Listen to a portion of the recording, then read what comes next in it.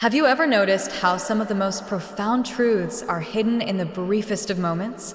In the vast, epic narrative of the Bible, filled with patriarchs, prophets, and kings, there are figures who walk onto the stage of history for a single scene, deliver a line that changes everything, and then vanish without a trace. They leave us with more questions than answers, haunting the corridors of Scripture like a divine enigma. What if I told you that one of these fleeting figures holds a key to understanding the very nature of Jesus Christ's priesthood? What if a mysterious king who appears in the book of Genesis, hundreds of years before the first Israelite priest was ever anointed, is actually a foreshadowing of the ultimate high priest for all humanity? Today, we delve into one of the Bible's deepest and most fascinating mysteries. We are pulling back the curtain on a man with no recorded beginning and no recorded end, a man who is both a king of righteousness and a priest of the Most High God. This is the mystery of Melchizedek, the priest-king before Levi, whose brief appearance in the story of Abraham is a theological earthquake, and whose identity points us directly to the eternal, unshakable hope we have in Jesus. To find our story, we must go back to the book of Genesis, to the life of Abram, before he was even called Abraham. In chapter 14, Abram has just returned from a heroic but brutal military campaign. He has rescued his nephew Lot, defeating a coalition of powerful kings against all odds. He is returning, victorious and weary, through a valley known as the King's Dale. And it is here, in this moment of triumph, that he has an encounter that is unlike any other. The scripture says that Melchizedek, the king of Salem, came out to meet him. Stop and feel the weight of this moment. Who is this man? He appears out of nowhere. We are given no genealogy, no backstory. He is simply the king of Salem, which means peace, and is the ancient name for the city of Jerusalem. And he is not just a king. The Bible gives him another, even more astonishing title. He was a priest of God Most High. This should immediately stop us in our tracks. This is centuries before the law of Moses, centuries before the tribe of Levi was set apart for the priesthood, centuries before the tabernacle or the temple even existed. Yet here, in the land of Canaan, is a man who is a recognized priest of the same God that Abram worships. And what does this mysterious priest-king do? He doesn't ask Abram for anything.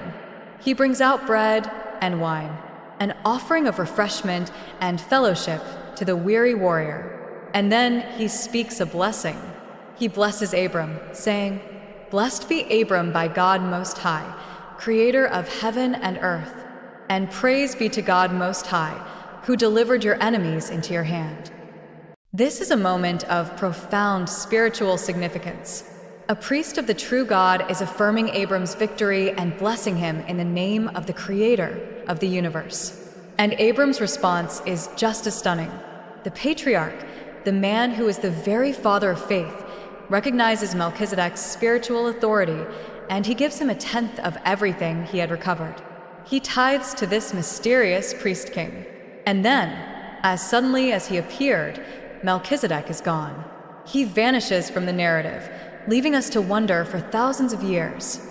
Who was he? For the rest of the Old Testament, there is only silence. A single, cryptic mention in Psalm 110, where King David speaks a prophecy about a future messianic king, saying, "The Lord has sworn and will not change his mind. You are a priest forever, in the order of Melchizedek." A priest forever. Not in the order of Aaron and the Levites, which was based on lineage and heredity, but in the order of this mysterious, timeless figure. The plot thickens. This isn't just a historical footnote, it's a prophetic key. It is not until the New Testament, in the book of Hebrews, that this mystery is finally unlocked. The writer of Hebrews is making a profound argument about the supremacy and sufficiency of Jesus Christ. And to do this, he reaches back across the centuries and brings Melchizedek back onto the stage. He explains that Melchizedek is the ultimate type, or foreshadowing of Jesus. First, his name. Melchizedek means King of Righteousness. And his title, King of Salem, means King of Peace. Righteousness and peace, the very hallmarks of Christ's kingdom. Then, the writer of Hebrews points to the most mysterious aspect of all, Melchizedek's lack of a recorded genealogy. In a culture where lineage was everything, especially for the priesthood, Melchizedek has no recorded father or mother, no beginning of days or end of life. The writer of Hebrews says that in this way, he resembles the Son of God. He represents a priesthood that is not based on human descent, but on divine appointment. It is not temporary. It is eternal. How does the idea of a priesthood that is eternal and based on divine appointment, rather than human lineage, impact your personal faith or your view of accessing God? Let us know your thoughts in the comments. This is the brilliant core of the argument. The Levitical priesthood, the one established through Moses and Aaron, was good, but it was imperfect. The priests were mortal men who died. They had to offer sacrifices for their own sins. Their priesthood was a temporary shadow, pointing to a greater reality. But Jesus, the writer argues, is a high priest in the order of Melchizedek. His priesthood is not based on which tribe he was from. He was from the tribe of Judah, not Levi. His priesthood is based on who he is, the eternal Son of God. He has no beginning and no end. He is righteous and he is peace. He offered not the blood of bulls and goats, but his own perfect life, once for all time. Melchizedek's appearance to Abram was a divine seed planted in the soil of history, a hint, a whisper of a greater truth to come. His offering of bread and wine prefigured the Last Supper. His blessing over Abram showed a priesthood that extended beyond the nation of Israel. His eternal nature pointed to a high priest who would never die, who would never need a successor, and who sits at the right hand of God, interceding for us forever. The mystery of Melchizedek is the story of the gospel in miniature. It is a reminder that God's plan of salvation was not an afterthought. It was woven into the fabric of history from the very beginning. Before the law, there was grace. Before the Levitical priesthood, there was an eternal one. This is not just theology. This is life-changing hope. It means that our access to God is not dependent on a flawed human system, on rituals, or on our own imperfect efforts.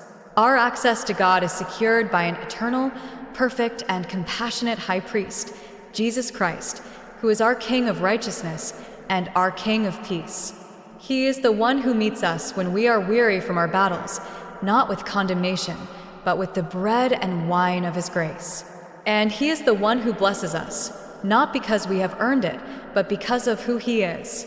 If this exploration of one of the Bible's greatest mysteries has opened your eyes to the profound depth of Scripture, please give this video a like and subscribe to our channel. Join us as we continue to uncover the incredible ways that every story whispers his name.